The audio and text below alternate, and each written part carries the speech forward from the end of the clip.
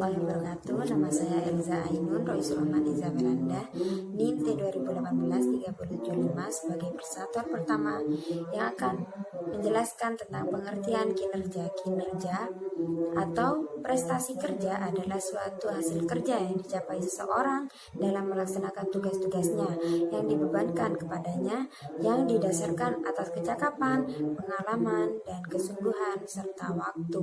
Kinerja merupakan kegiatan yang dijalankan oleh tiap individu dalam kaitannya untuk mencapai tujuan yang sudah direncanakan. Berkaitan dengan hal tersebut, terdapat beberapa definisi mengenai kinerja. Salah satunya yakni kinerja merupakan suatu hasil atau keluaran dari suatu proses. Selanjutnya, saya akan menjelaskan tentang fungsi dan tujuan. Menurut Ivor K. Davis mengatakan bahwa seorang mempunyai 4 fungsi umum dan merupakan ciri pekerjaan seorang guru yang terdiri dari merencanakan, mengorganisasikan, memimpin, dan mengawasi. Yang pertama, merencanakan, yang mana bertujuan agar seorang guru dapat menyusun tujuan belajar. Yang kedua, mengorganisasikan, yang bertujuan agar seorang guru dapat mengatur dan menghubungkan sumber-sumber belajar sehingga dapat mewujudkan tujuan belajar dengan cara yang paling efektif, efisien, dan ekonomis. Kemudian yang ketiga, memimpin adalah pekerjaan seorang guru yang bertujuan untuk memotivasikan, mendorong, dan menstimulasikan muridnya sehingga mereka siap mewujudkan tujuan belajar. Yang terakhir, mengawasi. Mengawasi adalah pekerjaan seorang guru untuk menentukan apakah fungsinya dalam mengorganisasikan dan memimpin telah berhasil dalam mewujudkan tujuan yang telah dirumuskan. Jika tujuan tadi belum dapat diwujudkan, maka guru tersebut harus menilai dan mengatur kembali situasinya dan bukunya mengubah tujuan. Jadi dapat disimpulkan bahwa kinerja adalah kemampuan seseorang untuk melakukan tugas yang menghasilkan hasil yang memuaskan guna mencapai tujuan organisasi kelompok dalam suatu unit kerja.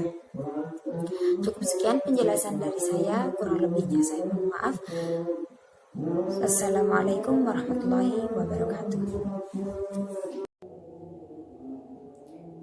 Assalamualaikum warahmatullahi wabarakatuh. Di sini saya Mariatul Kiptiah, NIM T2018-367. Saya akan menjelaskan tentang faktor-faktor yang mempengaruhi kinerja guru. Di sini seorang guru sudah kewajibannya memiliki etos kerja yang baik dalam menjalankan tugasnya. Akan tetapi seorang guru dalam menjalankan tugasnya tersebut tidak akan pernah bisa lepas dari berbagai adanya pengaruh-pengaruh baik dari faktor internal maupun faktor eksternal.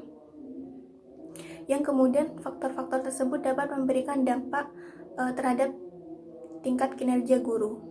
Berikut beberapa faktor-faktor yang mempengaruhi kinerja guru. Yang pertama, faktor personal atau individual, yaitu yang meliputi unsur pengetahuan, keterampilan, motivasi yang berasal dari diri pendidik itu sendiri. Kemudian faktor kepemimpinan yang dipengaruhi oleh bagaimana cara atau kualitas manajer dan tim leader dalam memberikan dorongan, semangat, arahan, dan motivasi kepada guru. Kemudian yang ketiga, faktor tim, yaitu yang meliputi bagaimana kualitas dukungan dan semangat yang diberikan oleh rekan sesama tim. Serta di sini juga dibutuhkan adanya kerjasama dalam antar tim.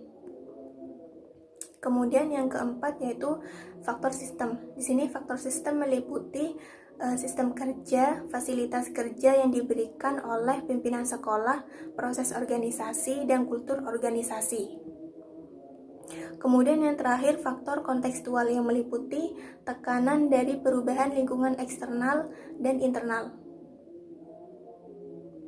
Di sini perubahan lingkungan eksternal dapat dicontohkan seperti dari lingkungan sekitar yang dapat memberikan secara tidak langsung memberikan dampak terhadap tingkat kinerja guru. Kemudian dari segi internal itu bagaimana dari dalam guru itu sendiri, seperti adanya motivasi tersendiri dalam diri pendidik.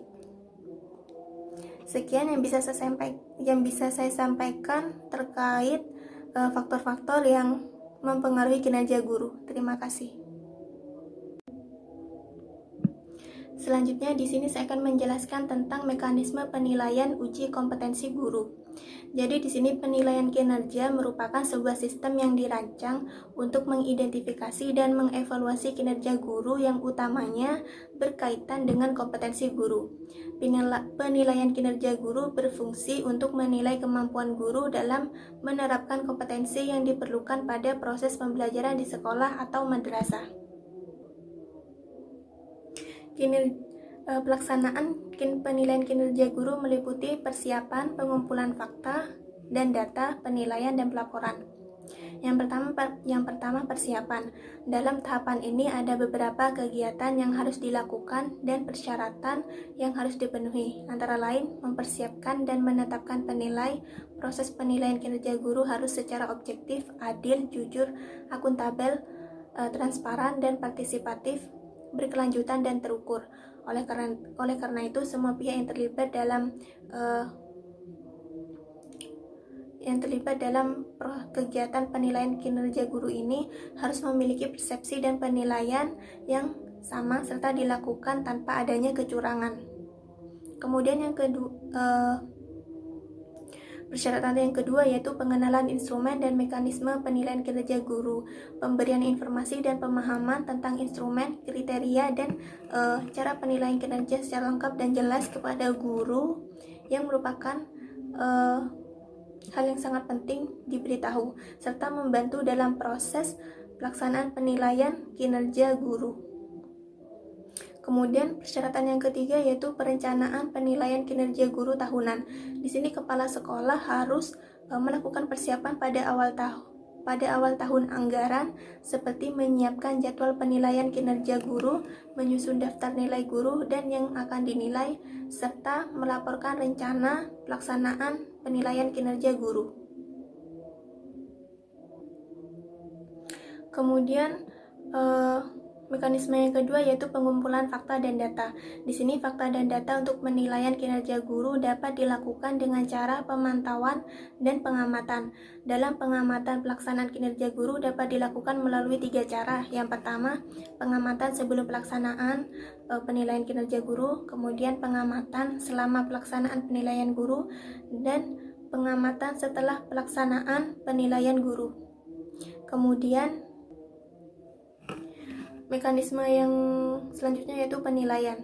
Penilaian di sini merupakan proses pengukuran terhadap hasil pelaksanaan penilaian kinerja guru. Penilaian tersebut dilakukan melalui beberapa tahap. Yang pertama, mengklasifikasikan data dan fakta yang diperoleh, kemudian membandingkan catatan dan fakta tersebut, kemudian memberikan skor dan nilai, lalu yang terakhir meminta persetujuan hasil penilaian kinerja guru kepada guru yang dinilai. Kemudian mekanisme yang terakhir yaitu pelaporan. Kegiatan yang dilakukan pada tahap terakhir yaitu melaksanakan proses pelaporan hasil penilaian kinerja guru secara daring atau offline. Semua hasil akhir penilaian dilaporkan secara daring atau online dikirim melalui website khusus dalam internet. Di sini alamatnya itu http www.ekinerjaguru.org. Sekian yang bisa saya sampaikan, kurang lebihnya saya mohon maaf. Wassalamualaikum warahmatullahi wabarakatuh.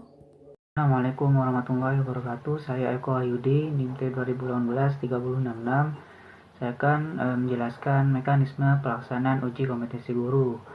Secara umum tujuannya itu memperoleh informasi tentang gambaran kompetensi guru, khususnya itu kompetensi pedagogik dan profesional sesuai dengan standar yang telah diterapkan, dan tujuannya mendapatkan peta kompetensi guru yang akan menjadi bahan pertimbangan dalam menentukan jenis pendidikan dan pelatihan yang harus diikuti oleh guru dalam program pembinaan dan pengembangan profesi guru, dan dalam bentuk kegiatan pengembangan keprofesian berkelanjutan atau itu disebut PKB.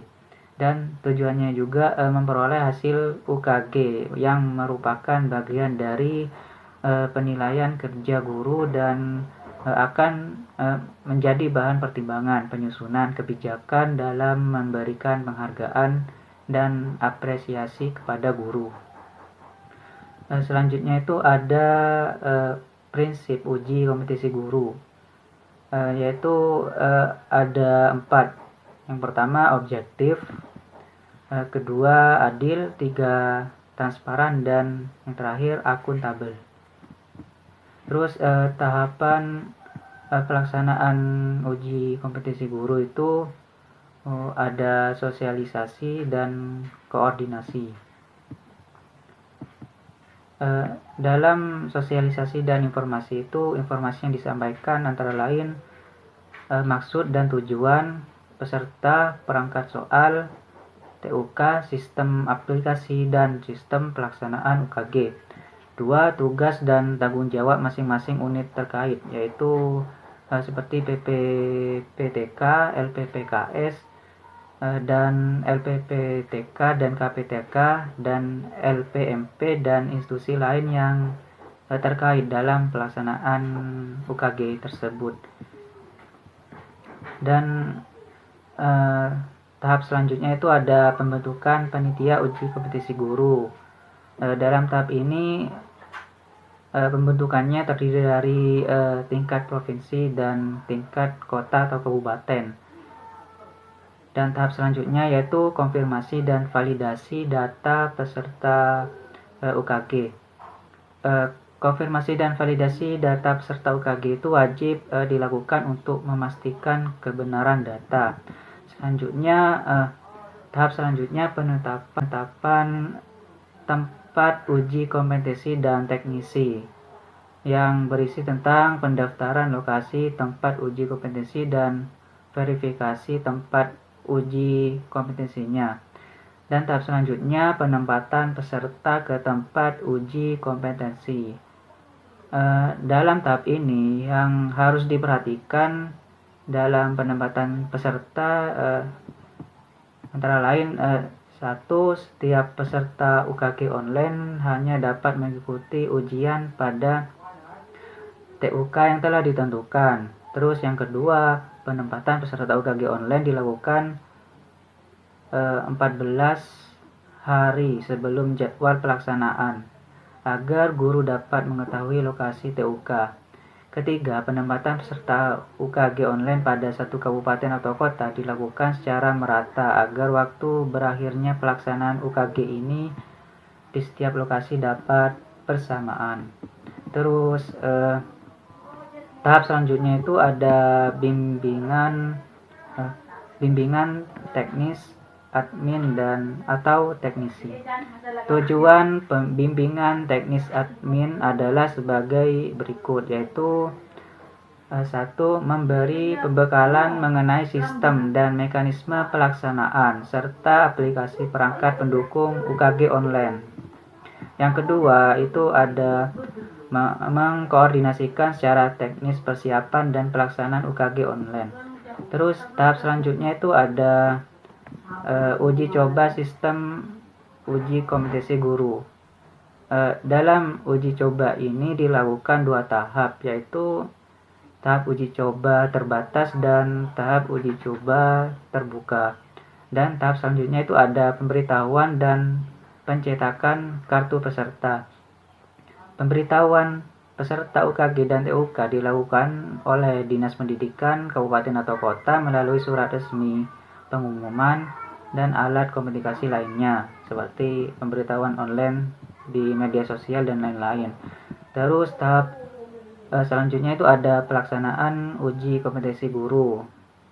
Dalam tahap pelaksanaan ini bisa dilakukan secara online maupun offline. Terus selanjutnya itu ada sanksi. Poin pertama itu peserta yang melanggar tata tertib diberi peringatan oleh pengawas ruang. Apabila peserta telah diberi peringatan dan tidak mengindahkan peringatan tersebut, pengawas ruang mencatat dan mengusulkan peserta tersebut untuk dinyatakan gagal gitu dalam ujian. Terus yang sanksi kedua, pengawas ruang yang melanggar tata tertib atau ketentuan sebagaimana dalam panduan dibebas tugaskan dari pengawas ruang dan diganti oleh pengawas lain gitu, yang ditunjuk oleh koordinator lokasi jika pengawas ruangnya yang melanggar seperti itu. Terus sanksi yang ketiga, semua bentuk kecurangan dan pelanggaran terhadap tata tertib ujian yang berpotensi terjadinya kebocoran soal dan jawaban ujian dikategorikan itu sebagai pembocoran rahasia negara dan akan diberi sanksi sesuai hukum yang berlaku tersebut. Terus sanksi yang selanjutnya itu ada peserta yang tidak dapat menunjukkan identitas diri atau identitasnya itu diragukan gitu. Berarti itu tidak diperkenankan mengikuti ujian tersebut. Terus sanksi yang keempat itu ada pengawas ruang bersama dengan koordinator lokasi dapat menggunakan informasi lain untuk memastikan status peserta tersebut dan dituangkan dalam berita acara. Terus sanksi yang terakhir itu ada peserta yang tidak dapat mengikuti ujian tersebut pada tanggal yang ditentukan dan tidak ada ujian susulan, dan peserta dapat mengikuti ujian UKG itu pada tahun berikutnya seperti itu. Mungkin itu saja penjelasan dari kami. Apabila ada salah kata mohon dimaafkan. Semoga bermanfaat. Terima kasih. Wassalamualaikum warahmatullahi wabarakatuh.